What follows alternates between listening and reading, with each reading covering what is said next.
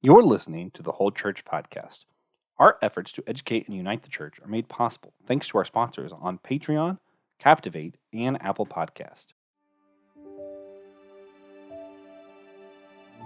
Verses 5 through 8 in the Christian Standard Bible say, "Now if any of you lacks wisdom, he should ask God, who gives all generously and ungrudgingly, and it will be given to him. But let him ask in faith without doubting, for the doubter is like the surging sea, driven and tossed by the wind. That person should not expect to receive anything from the Lord, being double-minded and unstable in all his ways."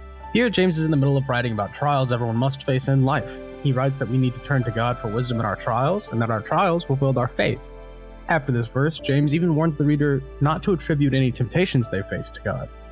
This verse seems to condemn having doubts at our struggles.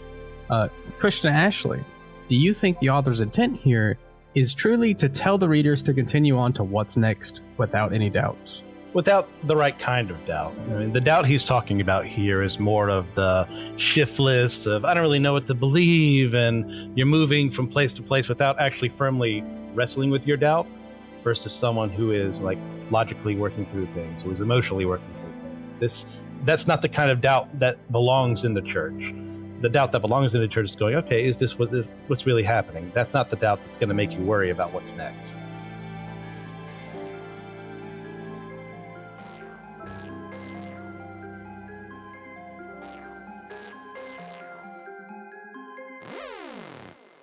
Hey guys, welcome to the Whole Church Podcast, possibly your favorite church unity podcast. What I can guarantee, though, is that we're about to be your favorite church unity empire. That's right, bringing it back.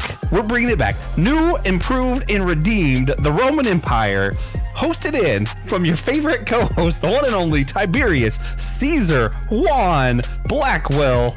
TCJ, how's it going? Great. Yeah, everyone's favorite dictator and co-host. Good to have you. And we're here with a special guest, a great guy. You know him from a lot of things, basically everything, I think. He's on all other podcasts. Every podcast that's not this one, he hosts.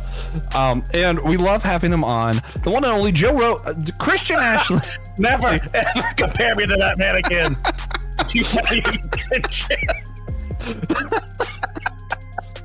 I don't know. My intros are in rare form today. He is a seminary student at the Southern Baptist something that's in Louisville, Kentucky. I should know. Theological Seminary. I have family in Louisville, and I despise the guy who's over it, so I should know more about it. But anyway, I don't despise the guy. I just despise everything he says. Sorry, Al Mohler. I know you listen religiously, but you know.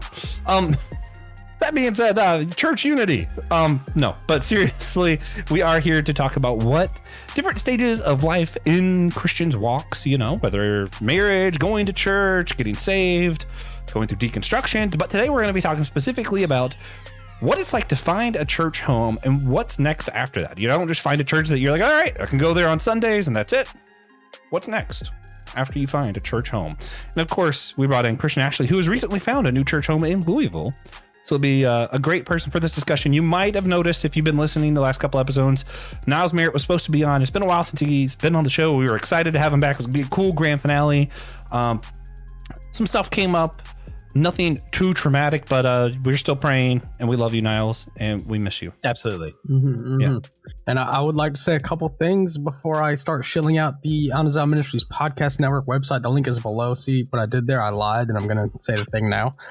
But wow, Josh, for just days, like a good dictator, days on end, he was like, "That's not Louisville. It's not Louisville. You gotta say Louisville, or they won't know what you're talking about." And he just said Louisville like 8 times. Anyway, like a non-native. If you are no, already, it's Louisville.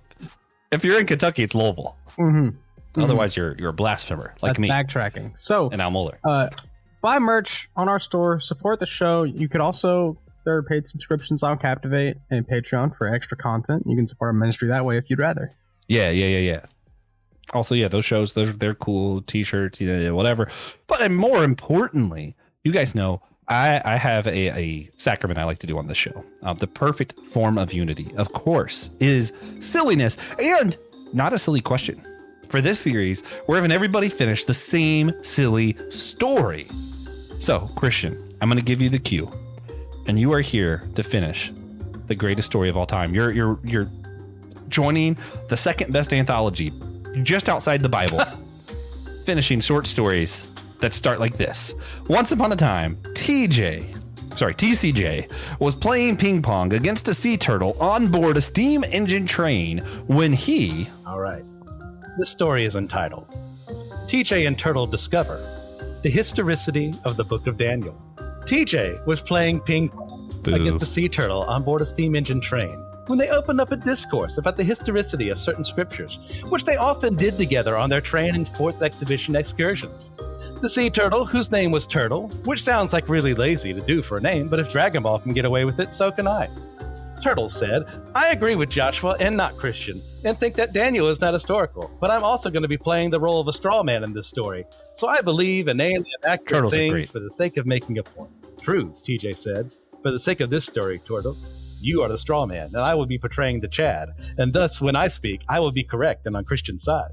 But how are you going to prove that? We don't have enough archaeological evidence to support your claims.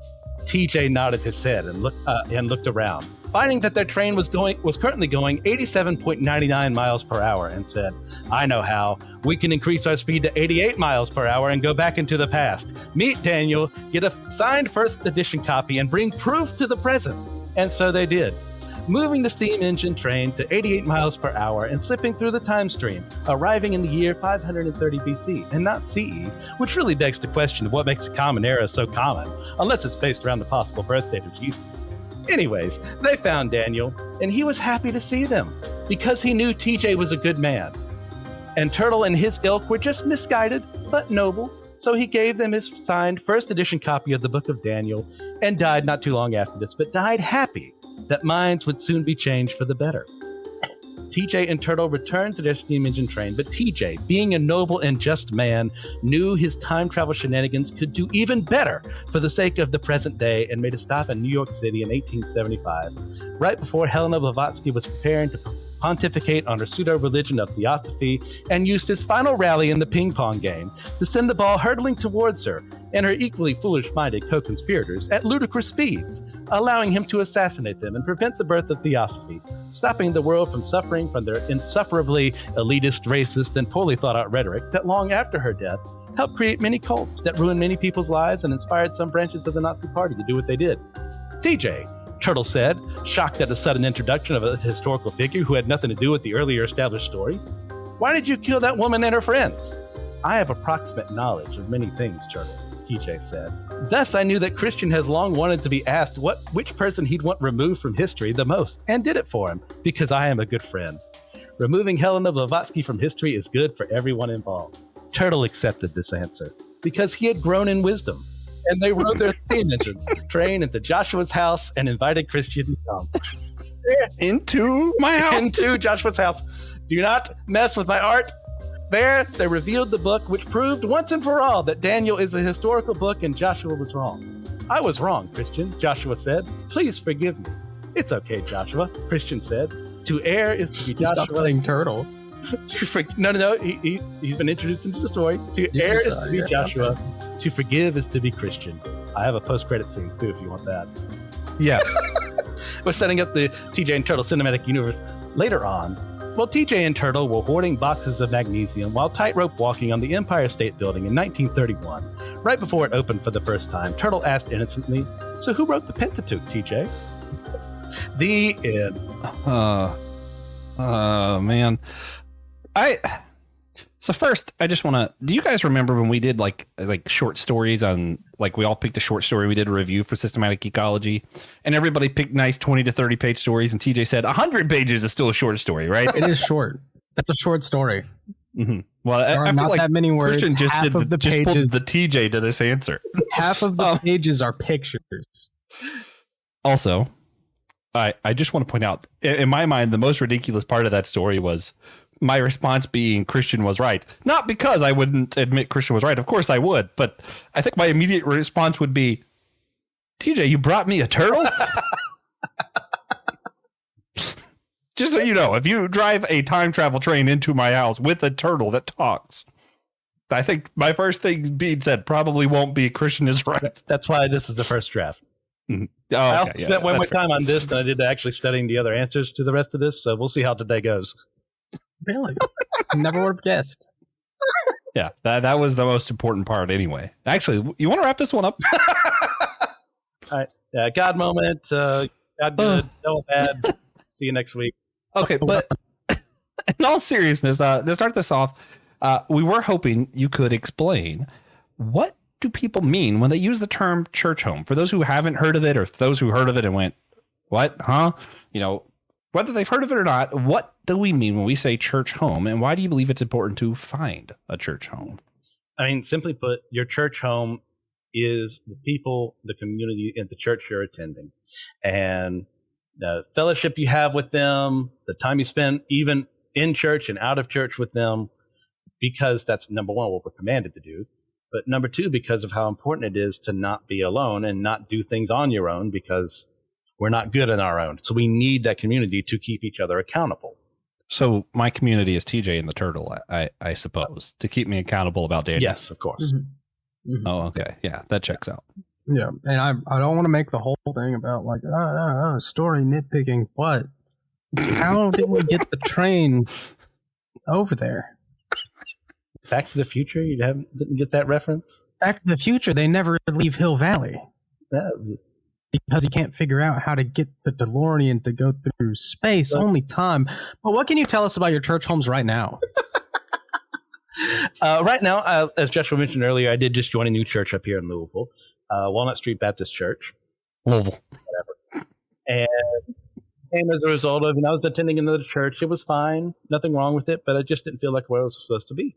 So looked around in a couple of other churches, was invited here by a friend of mine, and fell in love with it. Solid preaching, great people to get along with, great teachers as well to learn under, a community center that we're rebuilding right now that I'm getting to be a part of. Can't really say too many bad things about it. There should be a website called. If you had to try. There should be a website called Rate Your Pastor, like Rate My Professor. Yeah. We need that.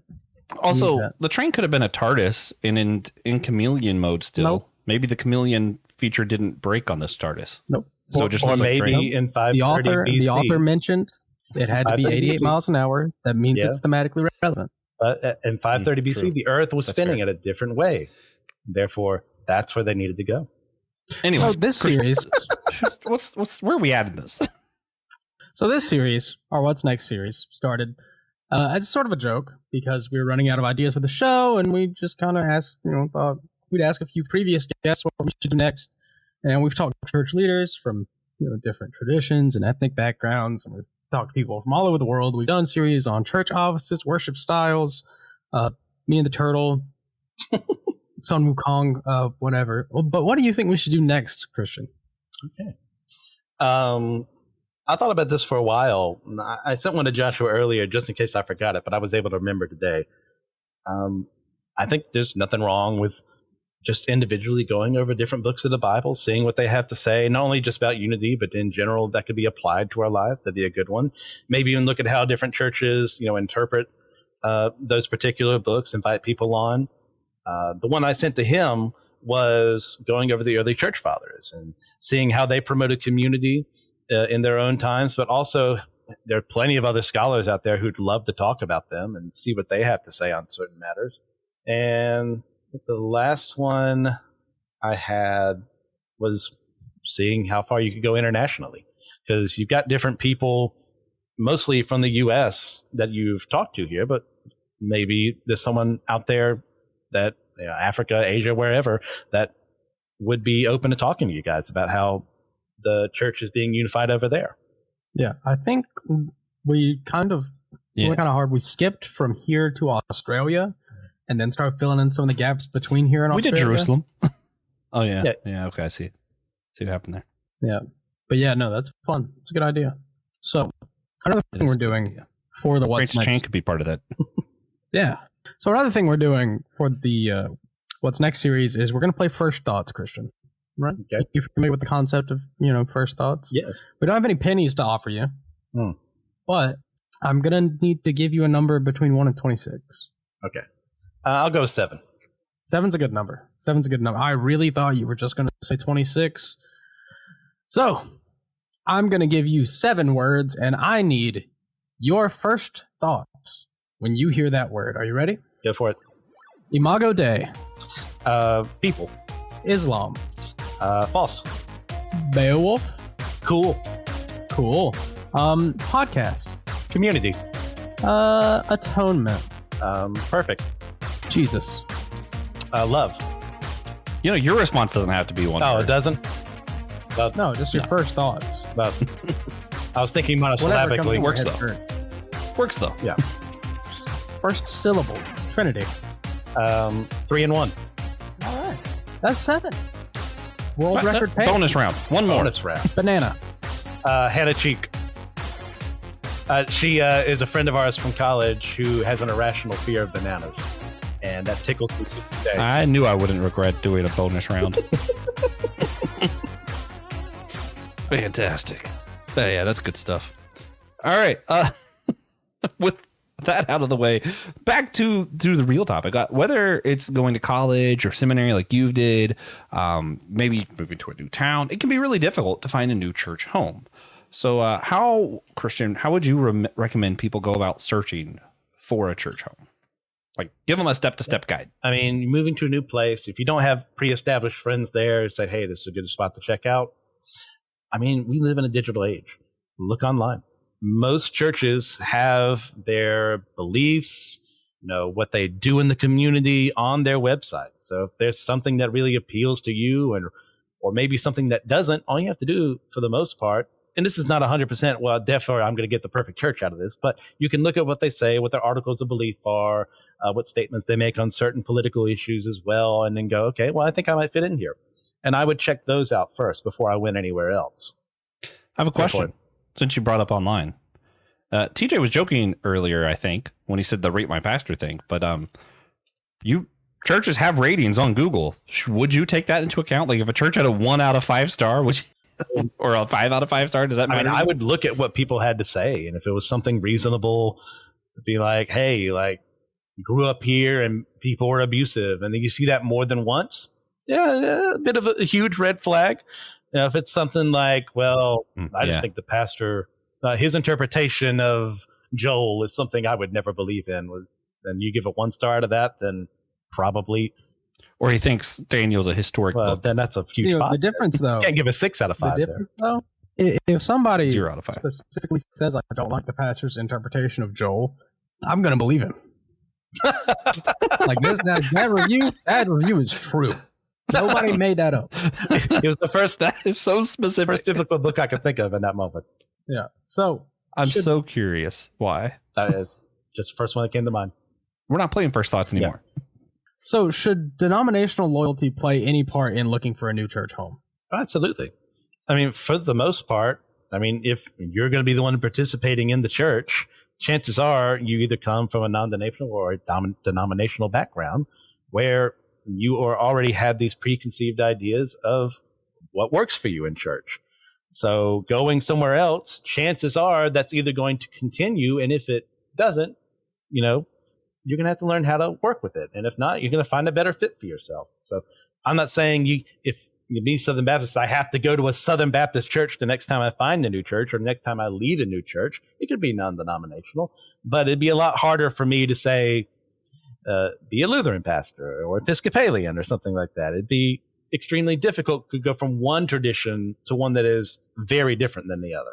Right. Yeah. And it's not necessarily flavor either. I'm going to go off the outline for a little bit, and TJ's going to fix it later because he's nice and kind like that. Indeed. This is why TJ's here. Sorry, TCJ. But we both came up with really elaborate stories about TCJ today. So I'm trying to figure out how to word my thought here. More or less, my thought is I'm a member of Pastor Will's church. People who listen to this are probably familiar with Pastor Will, the Lutheran pastor. ELCA, Chapel Hill, North Carolina. What kind of church are you a member of right now? Southern Baptist. Okay, that's what I thought, but I didn't want to misspeak. Yes. For actual doctrinal and belief reasons, I don't think, like, I could attend your church, but I would never be able to be a member, and I think probably vice versa. And that's not to say that the churches would kick us out. Pastor Will would probably welcome you as a member, but I don't think you yourself would want to be, just because of some of the differences of belief and stuff there. How do we handle those conversations without like trashing a church of like, like, oh, they just don't believe the Bible, or they just don't understand love. Their God's a hateful God, whatever. I mean, how do we keep from trashing one another and still hold to, that church might not be for me, even if it's because of belief reasons, like, which are, very serious. But I was just having this conversation with a friend of mine the other day in regards to us. He's like, how can you work with people? He was talking about episodes that don't think what you do on these things. And I'm like, well, number one, because I'm not the only voice people need to be hearing. Number two, I vehemently disagree with some of the takes here. The Daniel was, tongue in cheek for the most part as a story, but Joshua and I are never going to agree on that thing. I believe in inerrancy of scripture and stuff like that. So, but part of life is working with people that you don't get. And even in a church setting where you are unified by these, grander ideals of, hey, I believe in believers' baptism. I believe you do it once, you're done. I believe your salvation is once and done. But there are going to be people within that church who are going to think slightly little differently about me. Can there be female deacons? I would say yes. Some Southern Baptist churches would say no. How are you going to reconcile those things? You've got to learn how to do that within your own church. So if you can't do it there, it's going to be a lot more difficult to do it with other churches in your community. And I forgot the original question. Joshua, can you reword it for me, please? It was less a question, more of just like a thought. Okay. I wanted to kind of bounce back and forth. And I told him, like, look, if I want to learn how to work with people within my own church who, for the most part, believe like me, but there are these slight differences, I'm going to have to learn how to understand them, how to work with them. So why not challenge myself more by working with people who most definitely don't think the same way I do on certain matters? And I get to be that voice for other people to hear my side of things.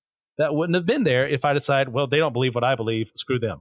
Yeah. And I feel like it's good that we brought this up, because this brings up one of the biggest challenges, or what was one of the biggest challenges for me trying to find a church home. And I don't think I'm alone in this.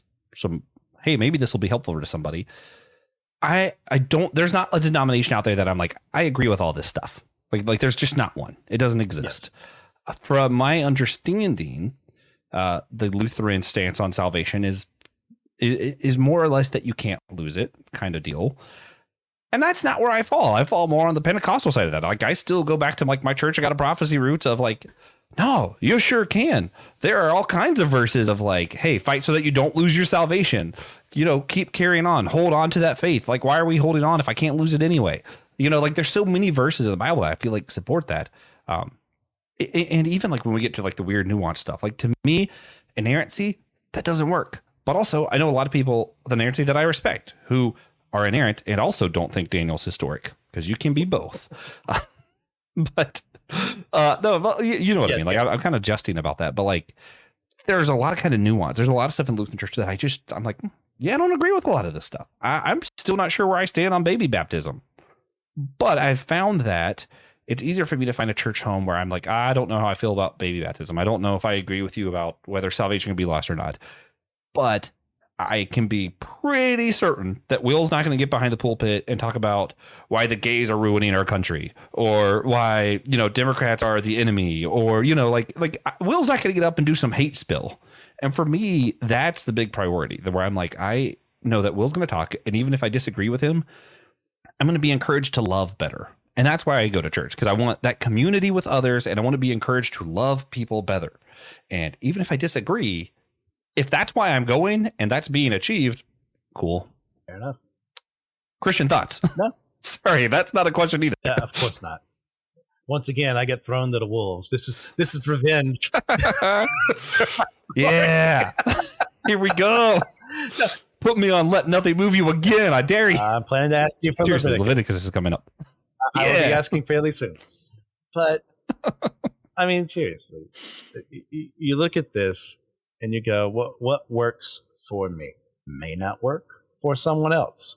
Your priorities and what you're looking for in a church are not mine. They don't have to be, because that's you. That's an expression of the Imago Dei within you to think a little differently than me, because God is way more than me. As much as sometimes I try and uplift myself to that position, I don't need to because I'm nowhere close to him.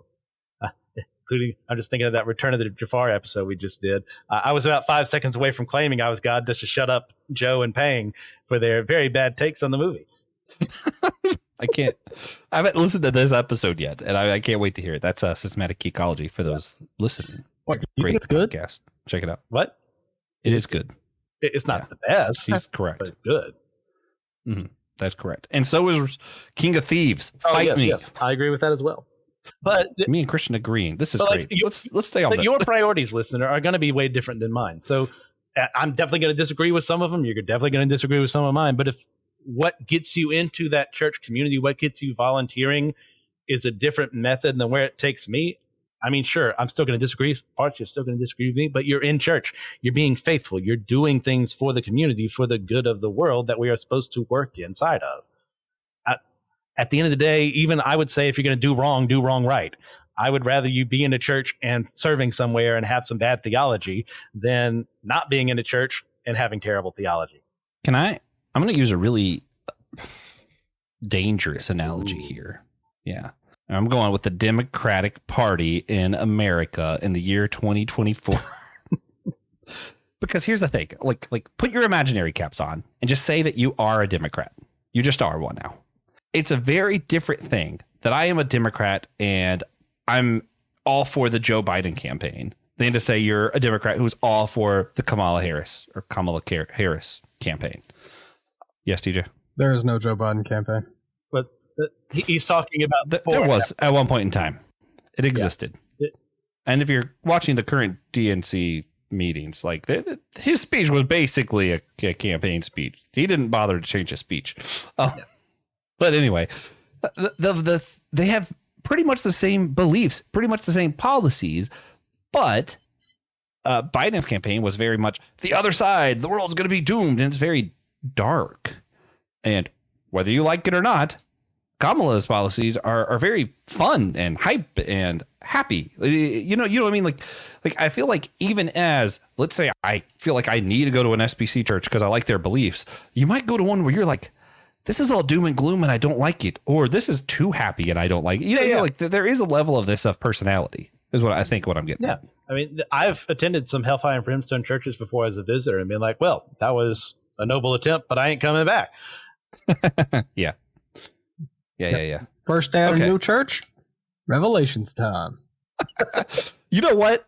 I got to say, my favorite thing my parents' churches ever did is when their pastor, Pastor Gary Atkins, been on the show before, first ever guest of the Whole Church podcast.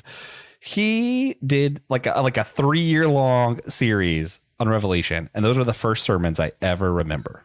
Mind you, I've been in church my whole life, but those are the first ones I actually remember because I've always been a nerd, I guess, and I didn't have as much biblical knowledge, and someone breaking down what this stuff could or could not mean, I was like, oh, wait a minute, here we go. Time to geek out.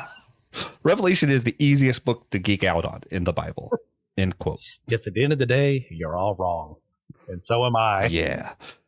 And that goes back to this whole thing of like figuring out what church you are, like, and why we can work with people who maybe we don't agree with is, to quote the great Reverend Justin Coleman, the most quoted guest of the Whole Church podcast. Thank God there's not a theology test when we get to heaven.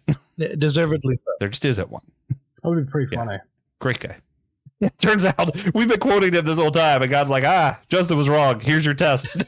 Yeah.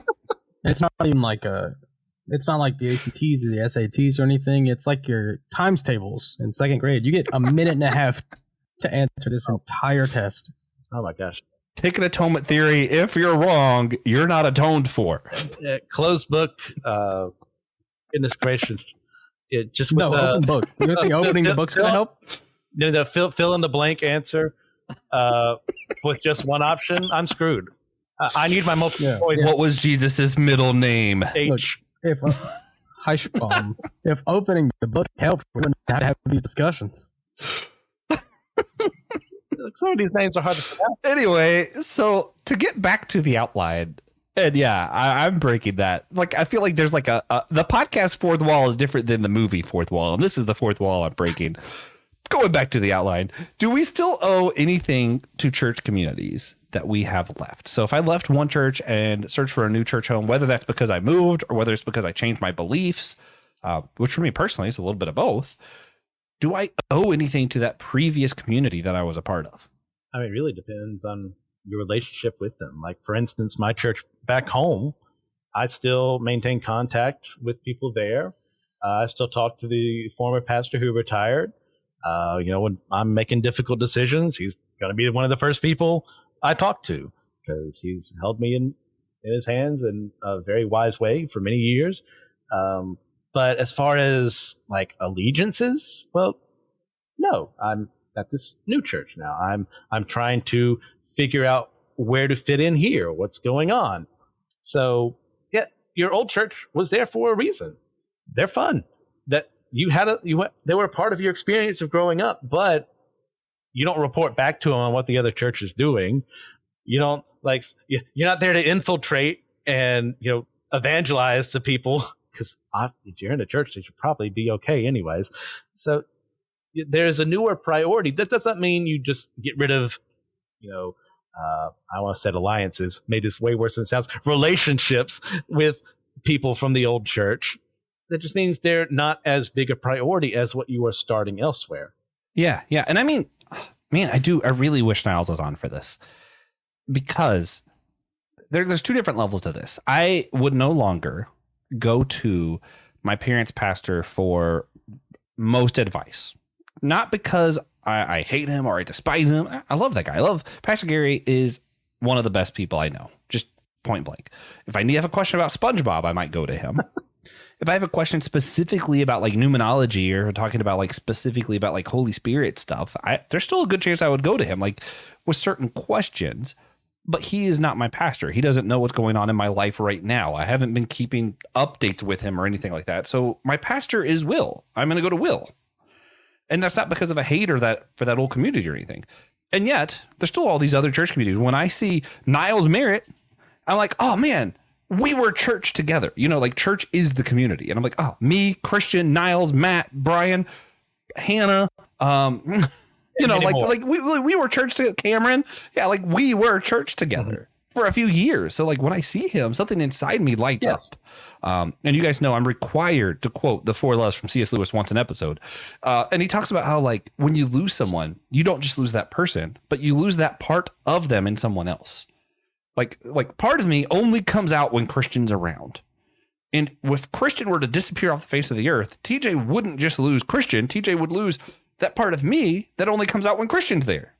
So it's kind of compounded in that way. So when I see Niles, yeah, I get excited. I love Niles. He's still part of the church, capital C, right? And he's still someone I love and care for because at one point we were in community together. So at some point, or even just more recently at my work, I worked in the same city that my previous church was in.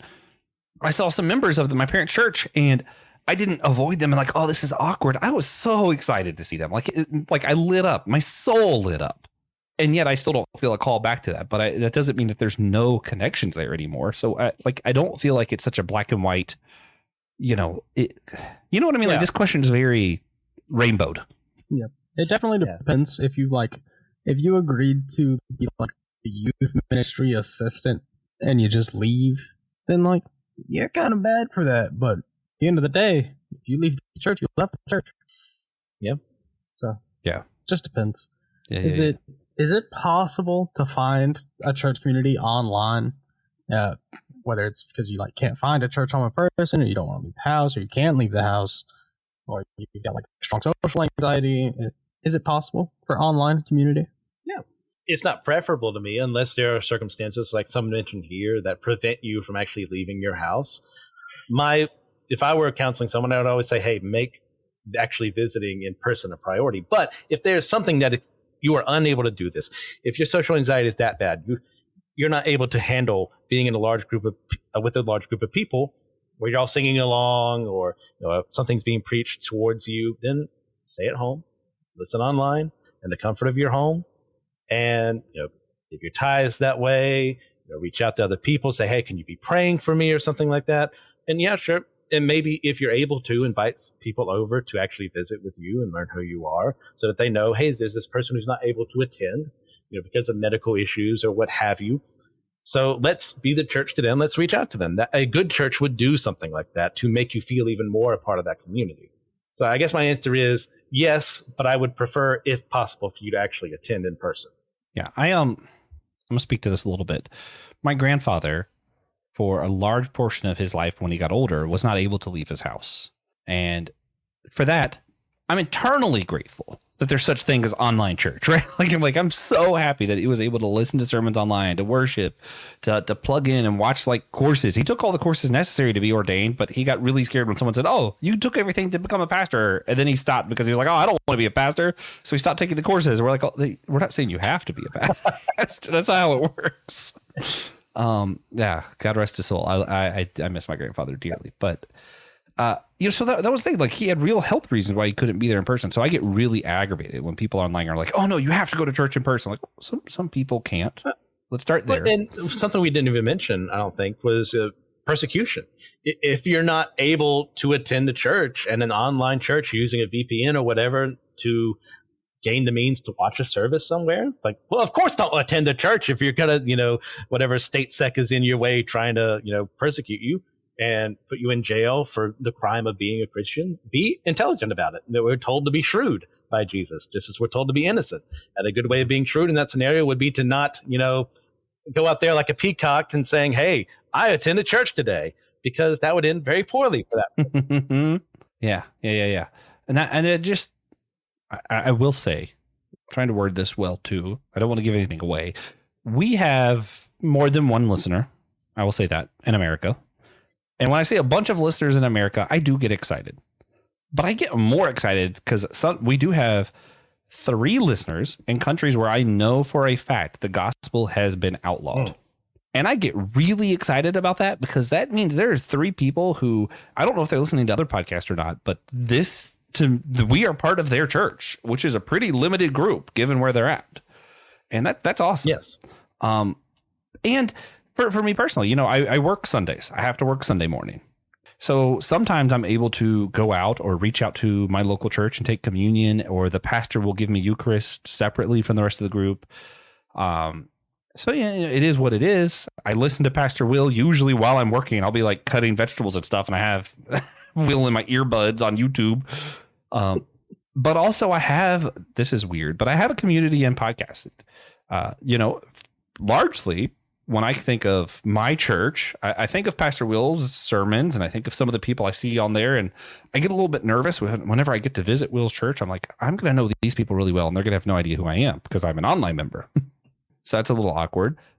But then I have this community of like Christian, of John, Barbara, Justin, James, and I'm like, hey, when we see each other in person, we have so much fun. I even not necessarily part of any of our podcasts, but Ryan Doe's, I know when Ryan Doe sees me, his face is going to light up. And for me, for someone to see me and be happy about it, like, how bad my opinions are, I'm like, wow, that makes me feel really special. Yes.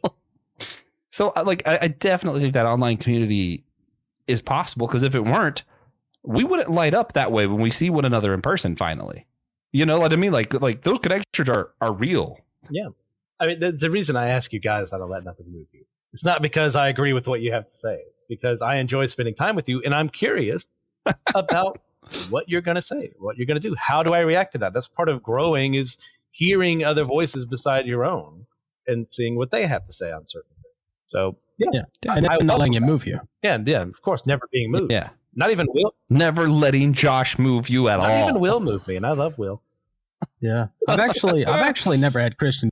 He did have the will to move. Yeah, never happened. That's probably why he's never moved. Let nothing move you, especially like if you look really closely at his art logo, you might see the parentheses, especially if TJ agrees with you. Yeah. So, after finding a new church home, how can people best get plugged in? Is it as simple as just going over to the pastor and say, "Hey, give me something to do"? I mean, at the end of the day, first thing I would do is what I've practiced in the past. I'd say, what am I good at? And what am I not good at? So in prior churches, I have learned, hey, I love kids. I love working with kids, but I can never teach kids. So I'm not going to be in children's ministry. even though, yeah, I'll play with them all day long, but I'm not going to be responsible for answering the same question 50 times in a row. The repetition kills me. In that same way, I'm never going to be part of the hospitality stuff that is done in the church because I am abysmal at such things. One would only need to look at my actual room, not being blurred by StreamYard right now, to see just how terrible I am handling my stuff. So God forbid I do that in a church setting with other people. But what I did is I learned I'm good here. I'm good with youth. I'm good with college students. I'm good with people of my own age, teaching them. But I only learned that by participating in such things, figuring out where to go, but also to even join the church in the first place. Yeah, definitely talk to the pastors first. See what they're about. Let them sell you on that church, not in the, it's time for you to come over here so we can get your money, but like, hey, this is what our church is about. We have ministries here. We have opportunities here. We have small groups here, Sunday school here, what have you. This is what we're learning in Sunday. Their job is to tell you why you should join their church, why you should stay with them, not for the sake of numbers, but for the sake of you finding a church home. So go to people that you hopefully can be trustful with and trusting with, listen to them. And if you find at the end of that conversation, yeah, I think I can trust this person, join. And then ask them, I had asked my new pastor, what did I say to him? It says the first time he'd ever been asked that in his ministry. I said something to the effect of, what do you expect out of me working alongside you? And he said, that was one of the greatest questions he ever heard. And he told me about, how, I don't have to get in line with everything he has to say, but I have to support. I need to look out for people and seek out opportunities that no one else is going to look for. And that's other things as well. And I learned about those things because I dared to ask him a question like that. So be bold, ask those questions. Yeah. I also feel like I'm trying to think of the right word here. In my mind, what I'm trying to do is very much like when you're trying to make a recipe and you use something to like cut how strong something else is. That's what I'm thinking. Sorry. My brain is weird today. How's that different from me? Yes, there's a level of like, hey, what am I good at? Let me participate at what I'm good at. But there's also a level of like, are you willing to be a servant? Yes. And I feel like for me, the question starts there and then builds to what am I good at? Like in my mind, if you are great at preaching, awesome. If you're not willing to clean the toilets and take out the trash, I don't care what you have to say when you're preaching. Just going to be honest with you. Like you're great with kids. Cool. If you're not willing to clean up after the kids, I do not care. Yeah. You know what I mean? Like, and I'm not just I'm trying not to think of this as like exclusionary, like in a church building setting, but like I think in general, if you're not willing to do the servant work, which that could have bad connotations, but hopefully people know what I mean. Check yourself before you try to engage. Basically is what I'm saying. Yeah. Like, I don't care if you think you'd be the greatest children's teacher of all time. If you're not really willing to, clean up some dirty diapers or scrub a toilet, take out the trash, mow the lawn, start over. Like, I don't care how good a teacher you are. And of course there's physical handicap, stuff like that. Like, I'm not trying to say do stuff that you can't do, but I am saying be willing to be a servant. I think a huge part of that is being able to do an honest self-assessment of yourself. And if you've never done that, well, the answer is no. Like, don't participate. Figure out who you are and be willing to do things that are outside your purview. It's like, I used to work as a janitor for some time. I have learned to be humble in that regard. It's like, do the same. Like, we're not saying to every church service, you got to go out there and get nasty and make sure everything's sparkling clean. But we're saying when the opportunity presents itself, work, serve. Don't deny what is right in front of you and make someone else do it unless you're unable to do so. Like, you're unable to do so, don't worry about it. Find someone else. But if you are capable of doing so and you don't, well, there's that whole with great power comes great responsibility moment there. It's like you failed in that task. Yeah. And this is always going to look different in different circumstances. Yeah. I was just like, I work at a restaurant that prefers not to be named on social media. But part of my job is making sure the food is good and safe. And part of my job is sometimes laying on the floor to clean the bottom of the wall. That's what you got to do. Yeah. It's part of your responsibility. Yeah. So you have to be willing to do the dirty work if you want to do the fun work. I mean, not to toot my own horn here, but I earned a lot of points not even thinking about what I was doing when the first time we opened up our gym for the first time in it's been a while, to other people like playing in it, when I asked for the giant dust mop to clean up afterward. And I was told, hey, look, we do have custodians for that. They can do it. It was like, well, I was here. I can take care of it right now. And what they were saying about me after that was very positive. Like, I don't think we've had someone say that in a while.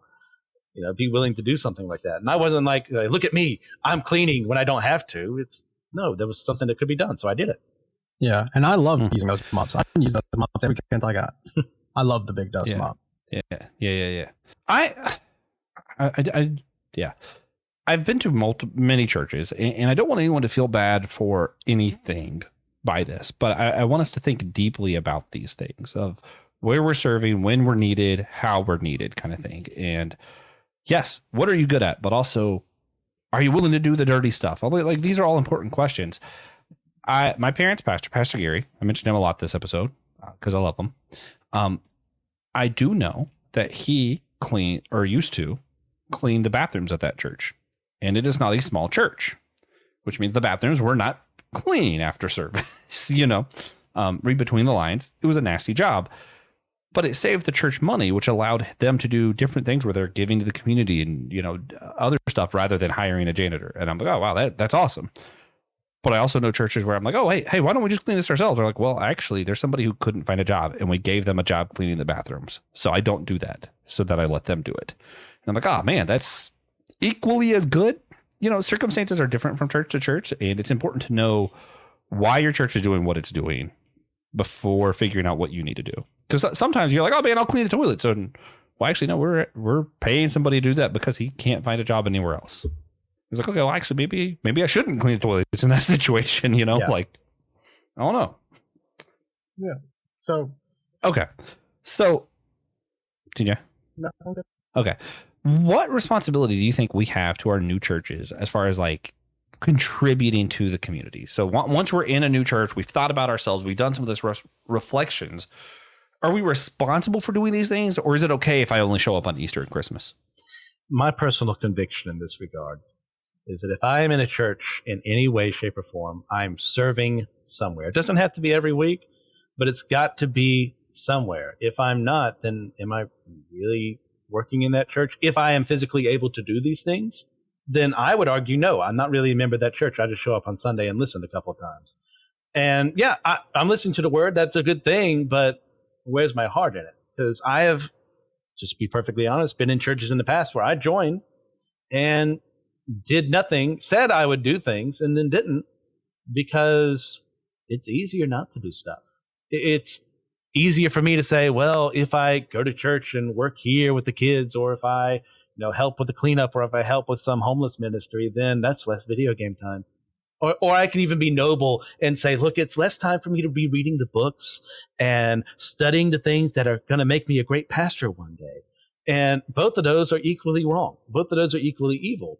So for me personally, I can never be a part of a church without serving in some capacity, because I know my heart instinct is to say, well, someone else will take care of it, and I don't have to do anything about it. Let them do it. And that's a terrible way of looking at things, because God has put me there for a reason. And part of that is working and serving in the church, wherever that is that he has you.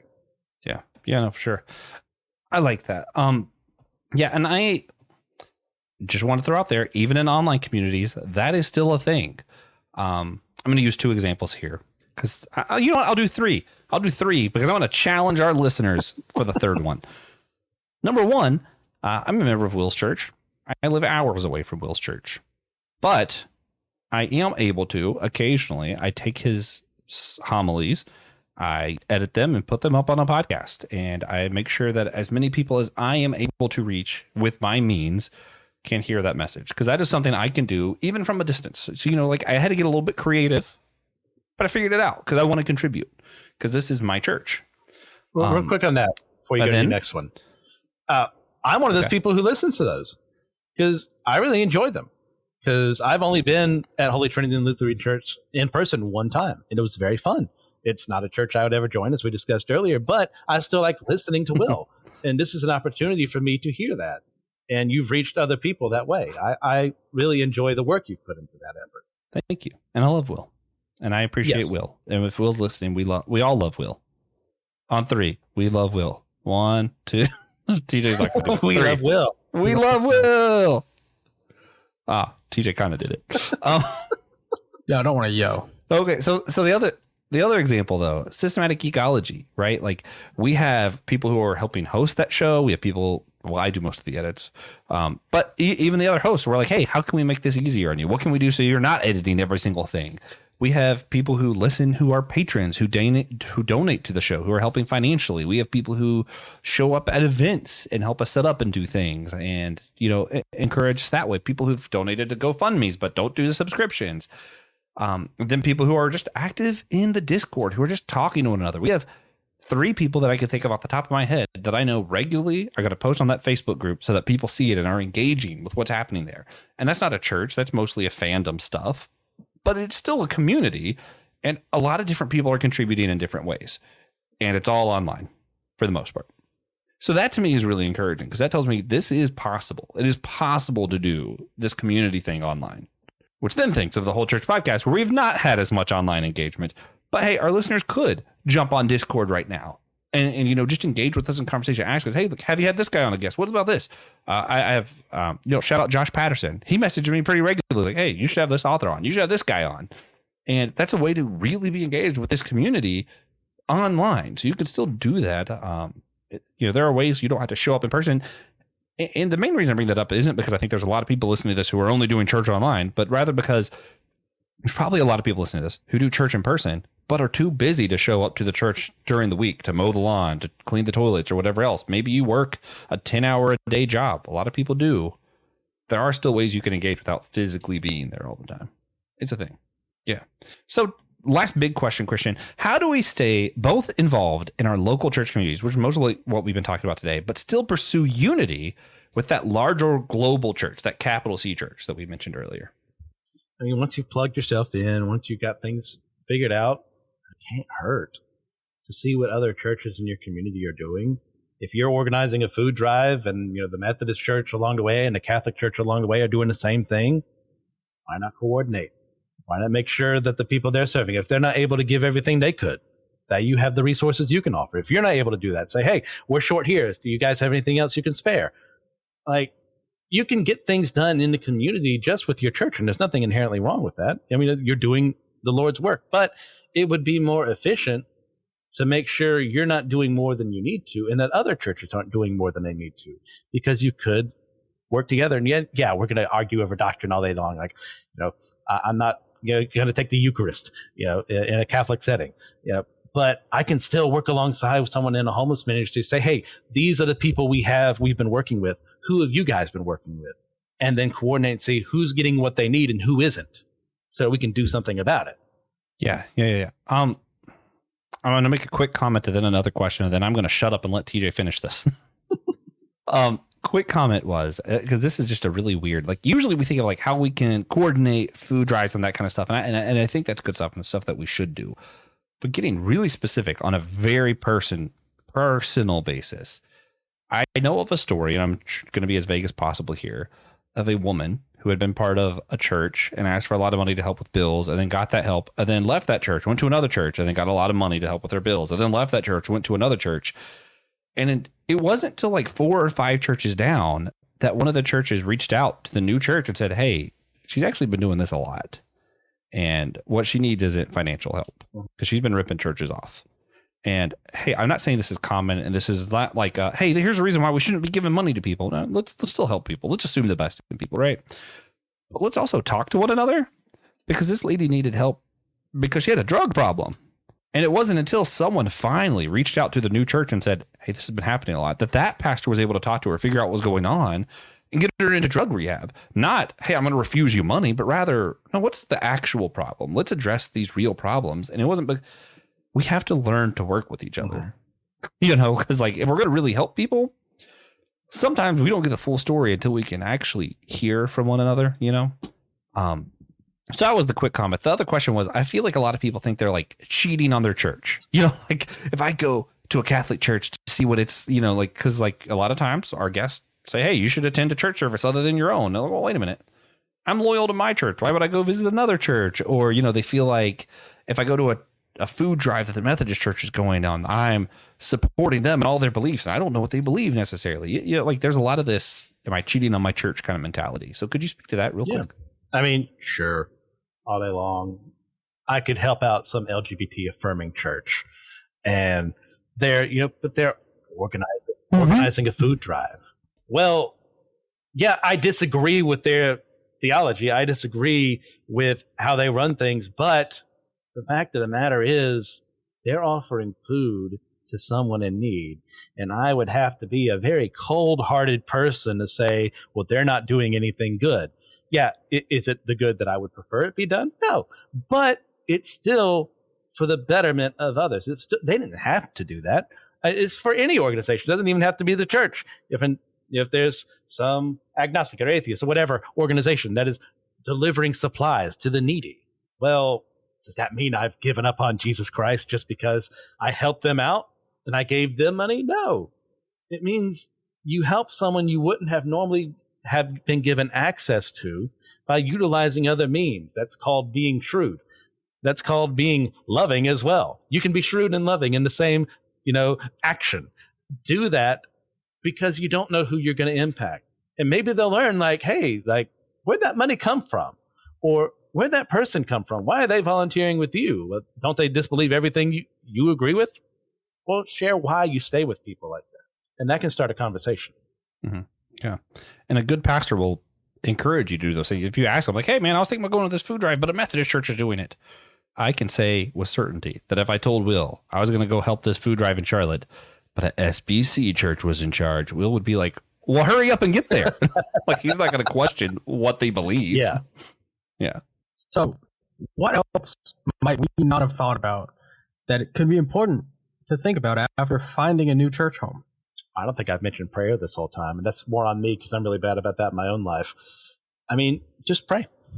Just ask. What do you want me to do? Where do you want me to go?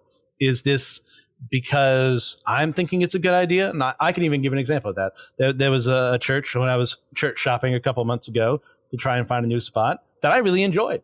I liked the preaching. The people were very friendly, but there was this nagging feeling that said, no, I don't want you here. And it made no sense to me because everything else looked perfect.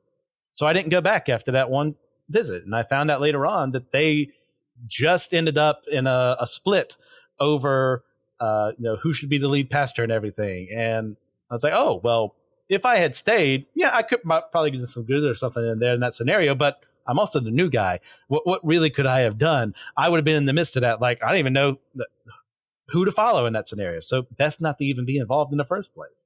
So the praying to God for direction and that helped me get out of a situation that could have been way worse if I hadn't listened, if I hadn't have prayed about it. Yeah.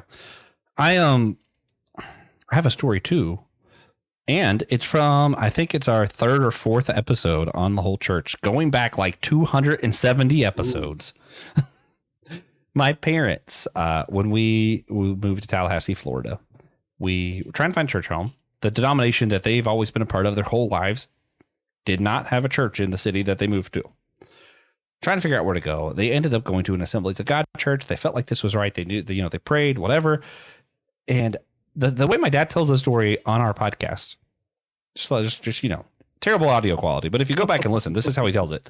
He prayed like every day. He was like, God, why do you have me at this church? My dad was ordained in the Church God of Prophecy, and here he is as an Assemblies of God church. He's like, well, I can't preach here unless I get reordained. I can't do this, whatever. Like, why am I here?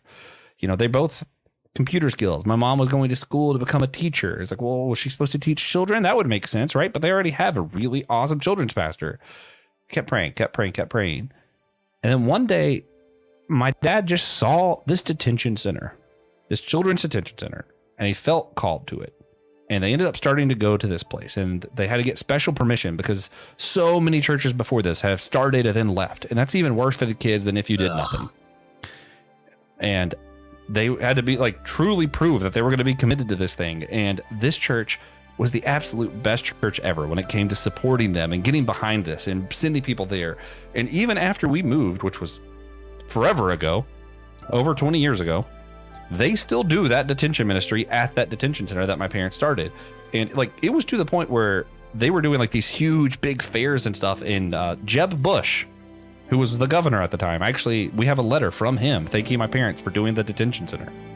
And it's just one of those like, man, they made such a big impact in this little community, not little, the capital of Florida. They made a huge impact there.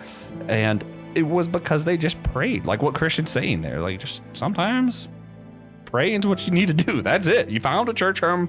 Now ask God, why am I here? What do you want me to do? Because, yeah, he's probably got a plan. Yeah. I have, there's going to be a game called Better Twitter. Long story short.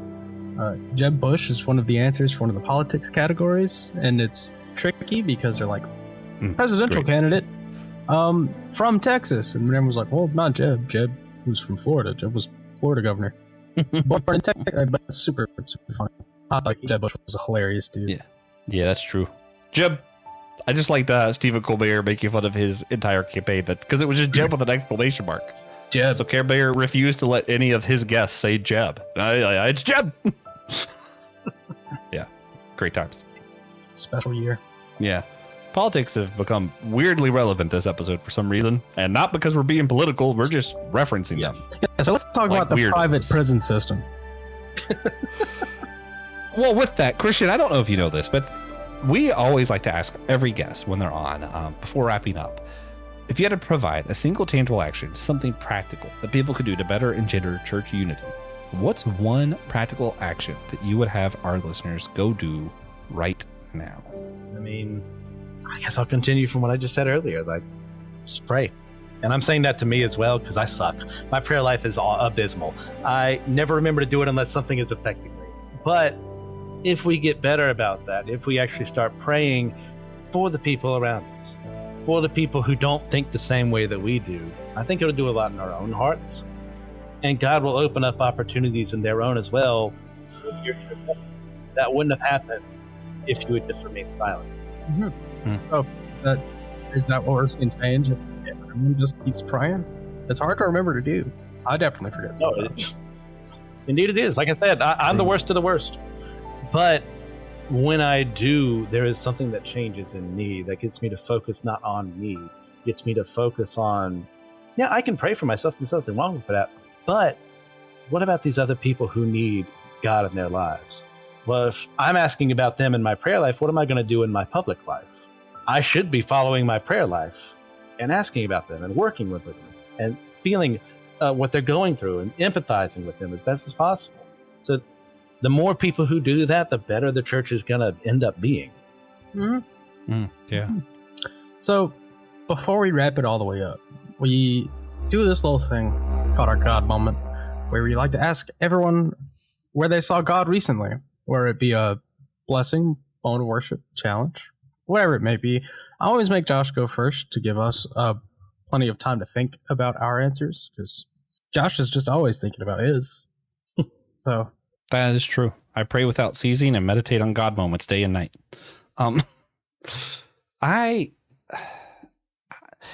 See, the thing is, like, I've been feeling this God moment, but I haven't like articulated it yet. So I apologize, listeners. This might sound like a bunch of rambling. If you've been listening, and again, this has been all out of order, and I apologize because, next week I think you're going to hear me complain about how terrible my week 3 weeks ago was. Sorry. Anyway, I've had I had a dishwasher break, and then I had to replace the dishwasher because it broke a second time after we fixed it. I had 2 cars break.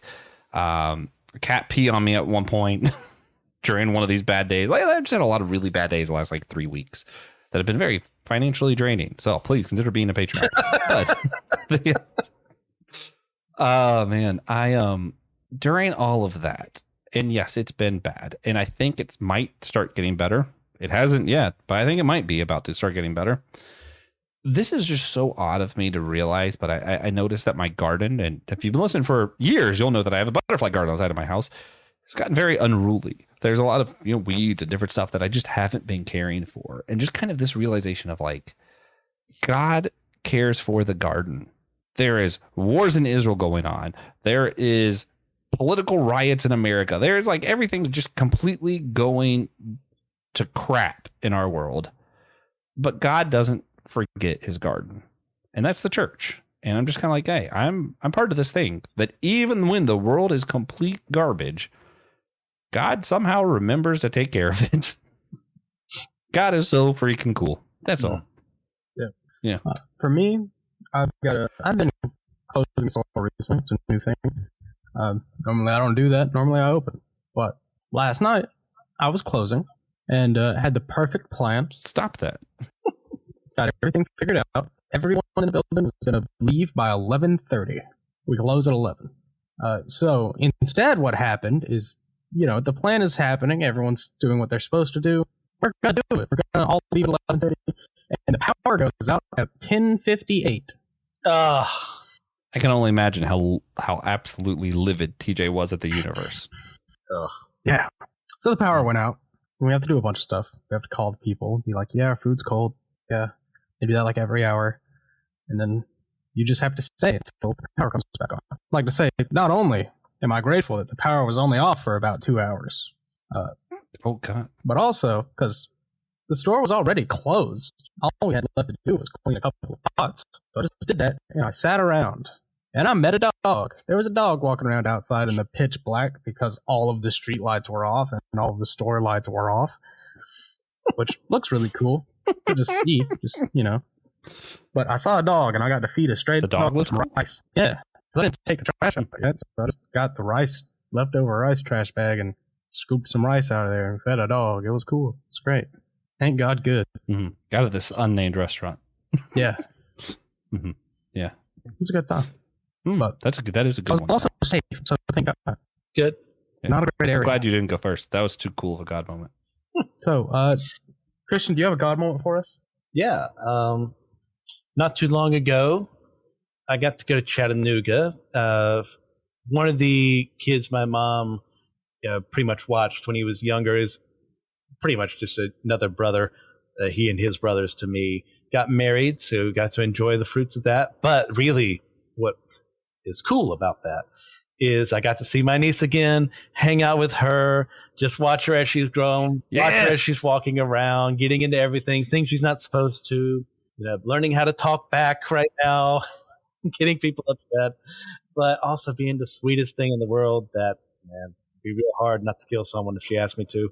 I'm going to have to learn to be better about that about myself. But another part of that was fun, since I'm going to cheat like I always do and do more things, is I got to actually meet Nick Polk in person for the first time. And I got him. I managed to get myself a copy of the DVD, it's not DVD, the CD for Jesus Freak, hand it to him and say, can you please, when you go to Theology Beer Camp, get Kevin Max to sign this for me? And he said, dude, I got you. And we get to have some Japanese food together, have a good time. That was wonderful. So first I want to say I changed my God moment. My God moment is now I just Nick Polk exists. That's my God moment. But also, hey guys, if you're listening, whoa, Kevin Max, whoa, DC Talk, whoa, Theology Beer Camp. That's right. That's a thing that TJ and I will be at. And you can get $50 off a ticket by going to the website and using the code WHOLESHIRE, WHOLESHIRE at checkout. We get credit for that, and that makes us feel cool. So do that maybe. And you'll see Nick Polk. He'll be there. And you'll have your own God moment. Yeah. I've also just been informed the power is now out at the store again. So please consider sharing this episode with a friend, enemy, That's cousin. Great. We love them all. Get the episodes out there so more people can figure out the lack of power in my store. Jesus said love your enemy. He didn't say I have to love my cousin. No, he does. Come on, DJ. Yeah, no, I love all my cousins. They're some of my favorite friends. They're like my besties if they're listening. And if they're not listening, they're still my besties. We actually have a group text that we use pretty regularly. And I should share the link to this episode in that group text. Also, guys, hey, if you want to see other stuff that Christian Ashley does, because all other podcasts are run by Christian Ashley. Come Go to the Unresolved Ministry Podcast Network website in the description down below. You can see Let Nothing Move You. You could see the Joe Rogan Show. You can't see that one. You could see Systematic Ecology. You could see Why I Don't Like, which is where Christian just talks about stuff that he doesn't like. Usually it's about me, I think. I don't know. I don't listen. Just kidding. I'm kidding. It's about shows he doesn't like, and he gives real reasons why he doesn't like them instead of just complaining, and evaluates them fairly, in my opinion. But I don't know the show he's been reviewing, so it could be unfair. I don't know. I'll take it. It's called the Joe Rogan Experience, not the Joe Rogan the Christian Show. Ashley Experience. Yeah. So we hope you Can enjoy. we create a new show without Christian that's called the Christian Ashley Experience? Yeah. We're just being talks talk about about Christian. experiences with Christian Ashley, just getting random people. Oh, you've met Christian? Let's talk about him. Yeah. We're gonna be like a street. I like this. This is the new show. I can never be on and I can never listen. Yeah, but your mom will be a frequent Oh, of guest. course. She seems pretty cool. Yeah. So we hope you enjoyed it. Next week we're gonna have on pastors Rachel and Greg Hoffman to discuss what's next after marriage, which is not the same as what's after divorce. We mean after marriage and before divorce. And we're gonna have on Jake, not to imply that you're gonna get divorced, but then we're gonna have on Jake Delvins to discuss. Wait a minute. Is divorce necessary? Then we're gonna have Why does on that Jake get so Delvins to depressing? discuss what's next after divorce. And after that, we're gonna have pastors Will Rose and Brandon Knight. I feel like it's fair to call him a pastor. He's like a traveling pastor, minister, and that helps. To discuss what's next he's after cool. receiving Cool guy. a call Cool guy into Knight. ministry or going through seminary. And at the end of season 1, Francis Chan will be joining us. Do you think Brandon Knight might have started calling him the Dark Knight and Francis Chan the Light Knight? I think there could be a couple issues with that. Brandon Knight might also be on the final episode with the Light Knight, who also hasn't been informed of the episode. So someone's got to tell him. And get Christopher Nolan to direct it. I can't edit this episode. There you go. That's gotten to be too much. I don't think we can afford that. It's fine. If more people join the Patreon, of course. Yeah. Yeah. Join that Not Patreon.